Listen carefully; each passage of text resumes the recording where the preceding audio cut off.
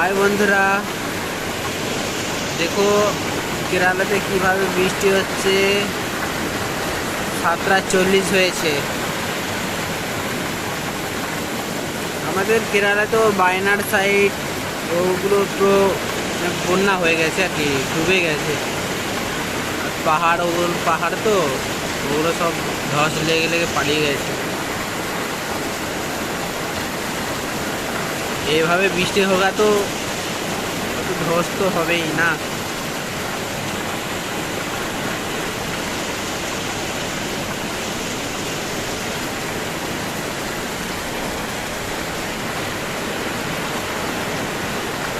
আপনারা পাশে থাকবেন এই ছোট্ট একটি ভাইয়ের।